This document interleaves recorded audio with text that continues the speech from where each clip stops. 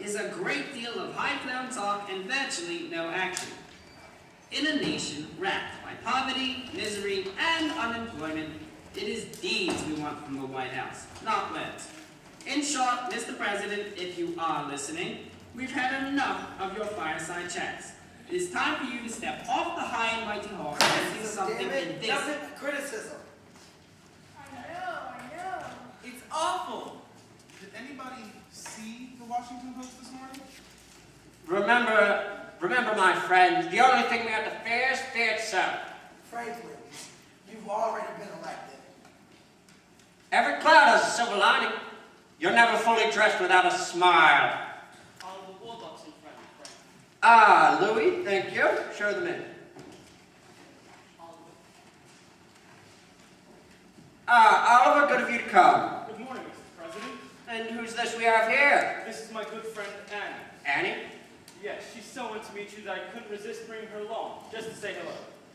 Of course, you're the girl who sang so beautifully on the radio last night. Thank you, President Roosevelt. Oh. How do you do? How do you do, Annie? Oh, you're just as lovely in person. Well, gentlemen, shall we begin?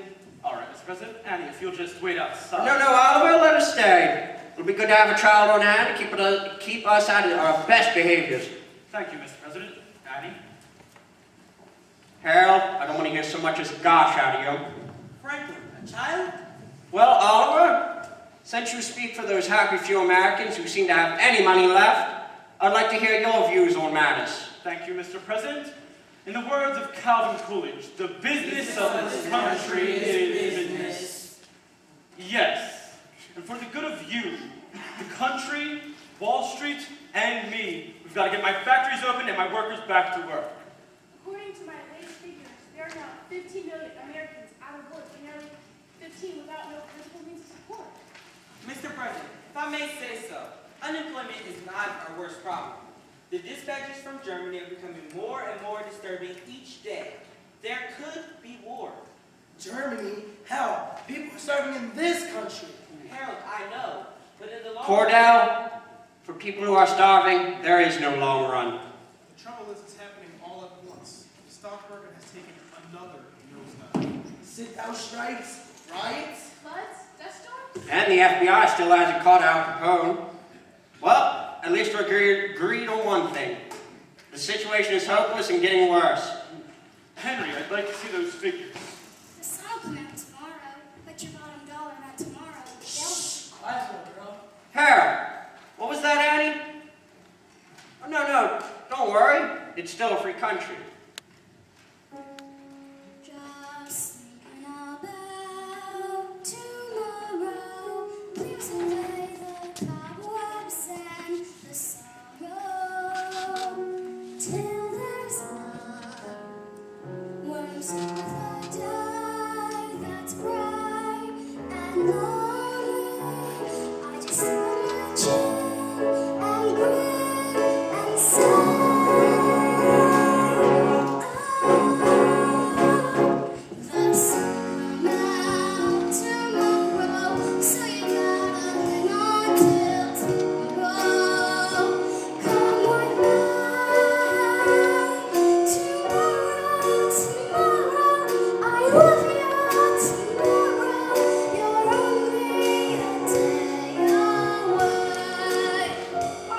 Okay, Perkins, stand up. What? You heard me. Up.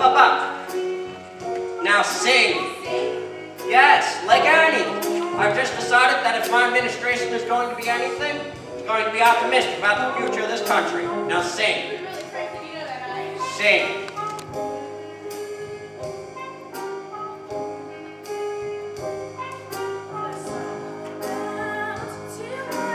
Louder.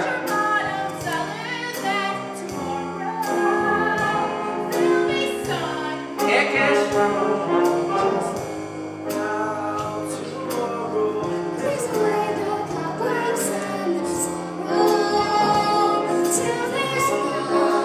Solo for the president. And I'm stuck with a day that's gray and lonely.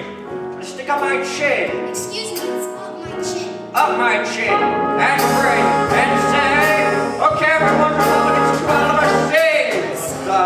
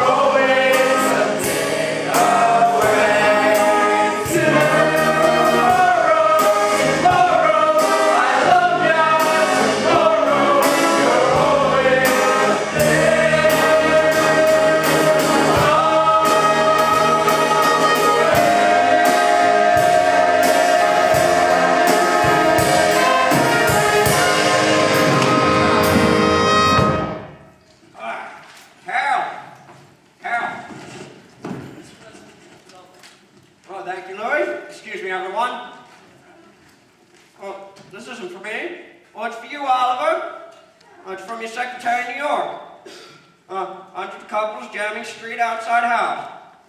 Suggest you return to New York at once. Oh boy! Oh, signed Grace Farrell. Well, Addie, it seems as though the Hour of Smiles had more listeners than we thought. Gee, hundreds of couples. One is bound to be my mother and father. Well, Oliver, I'd suggest you return to New York immediately. Yes, thank you, Mr. President. Annie? Bye, everybody. Bye, Addie. What a doll. Goodbye, Mr. President. Thank you. No, thank you, Annie. You're the kind of person a president should have around him. Mr. President, why don't we set up 100, no 1,000 federal projects? Damn! Yes, Highways. yes, New post office. yes, and put the unemployed to work at building them.